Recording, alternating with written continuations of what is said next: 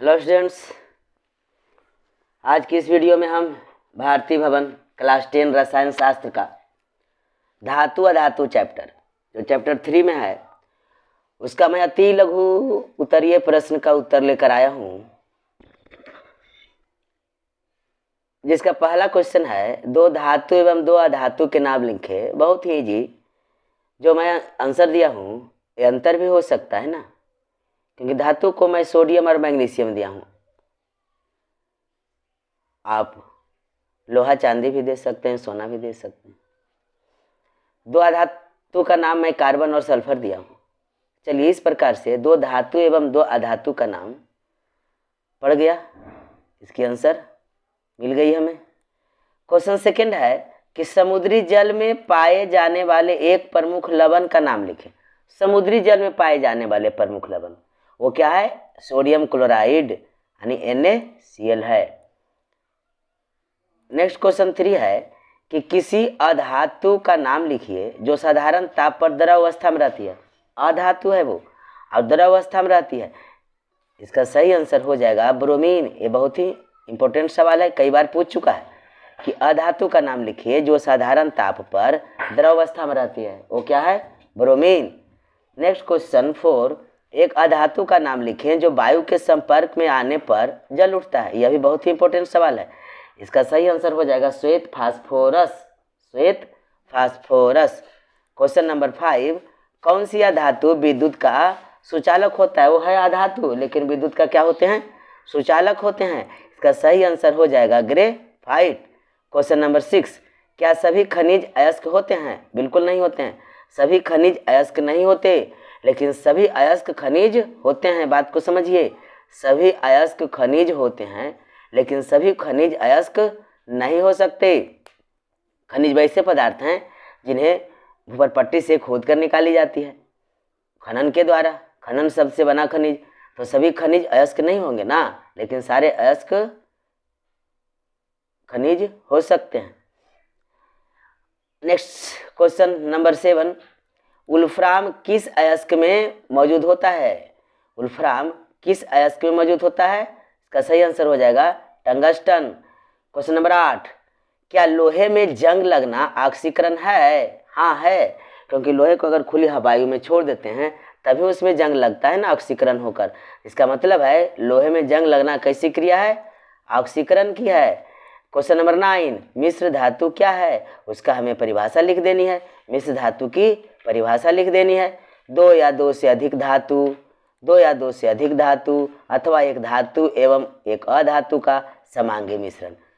A word को याद रखिएगा, समांगी मिश्रण को ही हम मिश्र धातु कहते हैं। जैसे पीतल और कांसा, Cu और Zn से मिलकर पीतल बनता है, और Cu और Ti टीन से मिलकर कांसा बनता है। क्वेश्चन नंबर 10, अमलगम से आप क्या समझते हैं? अमलगम है क्या? किसी धातु को पारे के साथ मिलाकर बनाई गई जो मिश्र धातु कहलाती है उसे हम क्या कहते हैं? अमलगम कहते हैं। क्वेश्चन नंबर 11, किस इलेक्ट्रॉनिक विन्यास को प्राप्त कर तत्व अस्थायी बन जाते हैं? अक्रिय गैस को प्राप्त कर तत्व अस्थायी बन जाते हैं। कि जो भी अक्रिय गैस हैं, जिसे निष्क्रिय गैस कहा गया, कुल 6 हैं, ये सारे क्या हैं? अस्थायी हैं, क्योंकि उनका अष्टक पूर्ण हो चुका है, अंतिम कक्षाएं पूर्ण है। क्वेश्चन नंबर 12, सोडियम परमाणु जल के साथ तीव्रता से अभिक्रिया करता है किंतु सोडियम आयन नहीं। ऐसा क्यों होता है? सही आंसर इसका होगा कि सोडियम का इलेक्ट्रॉनिक विन्यास अक्रिय गैस के इलेक्ट्रॉनिक विन्यास के बराबर हो जाता है, इसलिए सोडियम परमाणु जल के साथ अभिक्रिया करता है परंतु सोडियम आयन नहीं कर पाता है। क्वेश्चन नंबर 13, आयनिक यौगिक के द्रवणांक और क्वथनांक उच्च होते हैं, क्यों? आयनिक यौगिक के द्रवणांक एवं क्वथनांक दोनों उच्च होते हैं। ऐसा क्यों होता है? इसका कारण है कि धन आयन एवं ऋण आयन के बीच मजबूत और अस्थिर वैद्युत आकर्षण बल कार्य करता है। इस आकर्षण बल को तोड़ने के लिए पर्याप्त ऊष्मा ऊर्जा की आवश्यकता होती है। अतः वैद्युत संयोजक यौगिक के द्रवणांक और क्वथनांक दोनों उच्च होते हैं। क्वेश्चन नंबर 14, कार्बन टेट्राक्लोराइड से होकर विद्युत धारा क्यों नहीं प्रवाहित की जा सकती? यह भी इंपॉर्टेंट क्वेश्चन है जी। कार्बन टेट्राक्लोराइड विद्युत के सुचालक होते हैं, क्योंकि ये उदासीन अणुओं से बने होते हैं, आयनों से नहीं। ये पिघली या जलीय विलयन की अवस्था में आयन उत्पन्न नहीं करते हैं, इसलिए विद्युत के कुचालक होते हैं। Next question number 15।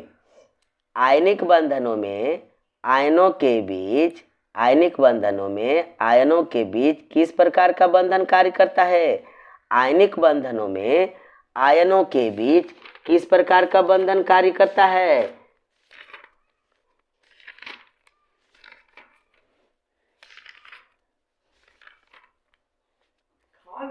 इसका आंसर हो जाएगा आयनिक बंधन या तो फिर वैद्युत संयोजक बंधन। आयनिक नहीं, आयनिक बंधन भी आंसर हो सकता है, लेकिन ऐसा ना समझ लिए कि यहाँ आयनिक बंधन दिया हुआ है तो यहाँ दे रहा हूँ तो गलत हो रहा है, क्योंकि वैद्युत संयोजक बंधन को ही आयनिक बंधन भी कहा जाता है। अगर यहाँ लिख लें वैद्युत संयोजक तो भी सही है, आयनिक बंधन भी सही है।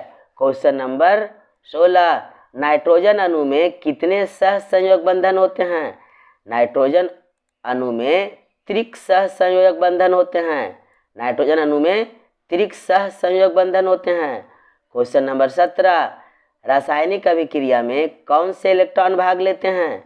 रासायनिक अभिक्रिया में संयोजी इलेक्ट्रॉन ही भाग लेते हैं, तो कंठस्थ पहले से होगा।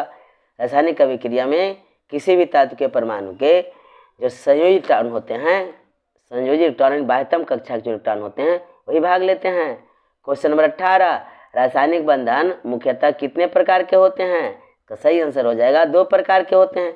नाम भी लिख दिया हूँ, चूँकि दिया ही क्वेश्चन है, उनके नाम लिखें। वैद्युत संयोजक बंधन को ही आयनिक बंधन भी कहा जाता है। सेकेंड है सहसंयोजक बंधन। Question number 19। एक परमाणुओं से दूसरे परमाणु में इलेक्ट्रॉनों का स्थानांतरण होने से किस प्रकार का बंधन बनता है? एक परमाणु से दूसरे परमाणु में जब इलेक्ट्रॉन का स्थानांतरण हो तो किस प्रकार का बंधन बनता है? आयनिक बंधन बनता है।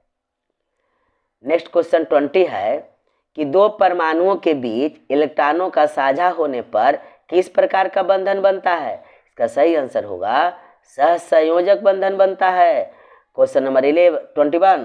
क्वेश्चन नंबर 21 कि 2 बंधन वाले, क्वेश्चन नंबर 21 क्या है कि 2 बंधन वाले किसी अणु का उदाहरण दें।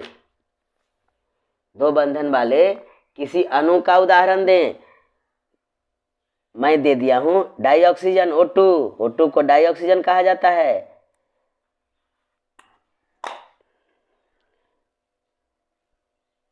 क्वेश्चन नंबर 22 त्रिक बंधन वाले किसी अणु का उदाहरण दें। त्रिक बंधन वाले डाई नाइट्रोजन, नाइट्रोजन के अणु जो हैं त्रिक बंधन से जुड़े होते हैं। क्वेश्चन नंबर 23 निम्नांकित यौगिकों में बंधन की प्रकृति बताएं। तो इसमें क्वेश्चन क्या है, आपको दे रखा है कि अमोनिया, कार्बन डाइऑक्साइड और सोडियम मोनोऑक्साइड ये सभी के बीच जो यौगिकों में बंधन बन रही है उसकी प्रकृति को बताएं। कौन सी प्रकृति के वे हैं? अमोनिया है सहसंयोजक बंधन, जिसे एकल सहसंयोजक बंधन कहते हैं। नंबर 2 है कार्बन डाइऑक्साइड, ये द्विक सहसंयोजक बंधन है। नंबर 3 है सोडियम मोनोऑक्साइड, ये आयनिक बंधन बनाती है। क्वेश्चन नंबर 24 ऑक्सीजन परमाणु का इलेक्ट्रॉनिक विन्यास नियान जैसा होने के लिए उसे कितने इलेक्ट्रॉन की आवश्यकता होती है? 2 इलेक्ट्रॉन। कितने? 2। चूंकि नियान की परमाणु क्रमांक 10 है और ऑक्सीजन की 8, कितने इलेक्ट्रॉन और चाहिए? तो 2। बहुत ही सिंपल क्वेश्चन। क्वेश्चन नंबर 25 कहता है कि एक तत्व एक के संयोजी सेल में 4 इलेक्ट्रॉन है। कितने इलेक्ट्रॉन है? 4 संयोजी सेल में, यानी जो रासायनिक अभिक्रिया में भाग लेने वाले इलेक्ट्रॉन मौजूद हैं जिस सेल में, और दूसरे तत्व बी के संयोजी इलेक्ट्रॉन की संख्या कितनी है? 7। ए और बी के संयोग से बनने वाले यौगिक विद्युत का कुचालक हैं। इस यौगिक में बंधन की प्रकृति और इसकी इलेक्ट्रॉनिक संरचना लिखें। इसकी इलेक्ट्रॉनिक संरचना बनाने के लिए बोला गया है। चलिए, तत्व सी का संयोजी इलेक्ट्रॉन हो जाएगा 4 और यानी कार्बन का, और Cl क्या हो गया क्लोरीन का, उसका कितने हैं 7। तो कार्बन टेट्राक्लोराइड बना रहा है CCl4। कार्बन टेट्राक्लोराइड का इलेक्ट्रॉनिक बिंदु संरचना मैंने बना रखा है, बुक में भी है, आप इसे ढंग से बना लें और देख लें। क्वेश्चन नंबर 26, एक यौगिक ए और एल्युमिनियम का उपयोग रेल के लाइनों के जोड़ने में किया जाता है, उस यौगिक का नाम क्या है? तो iron oxide FeO। Question number 27, धातु के निष्कर्षण में सल्फाइड और कार्बोनेट अयस्कों को धातु के ऑक्साइड में परिवर्तित करना पड़ता है, ऐसा क्यों होता है? इसका सही आंसर हो जाएगा क्योंकि इससे अशुद्धियां वाष्पित हो जाती है, यानी गैंग है जो बाहर निकल जाता है वाष्पित होकर, जिससे धातु के यौगिक अवकृत करके धातु प्राप्त की जाती है। गैंग किसे कहते हैं? अयस्कों में मौजूद अशुद्धियों को गैंग कहा जाता है। क्वेश्चन नंबर 28, उस मिश्र धातु का नाम लिखें जिसका उपयोग विद्युत तारों को जोड़ने में किया जाता है। ऑब्जेक्टिव क्वेश्चन जैसा है, बहुत ही आसान, उसका नाम है सोल्डर। इस प्रकार से कुल जो आपके बुक में, भारतीय भवन के बुक में दिया गया था अति लघुत्तरीय में, कुल 28 सवाल थे। 2800 का मैंने आपको सही आंसर करवा दिया हूँ। आप इसे पढ़ें और तैयारी में लग जाएं। मिलते हैं फिर नेक्स्ट वीडियो में, तब तक धन्यवाद मेरी वीडियो देखने के लिए।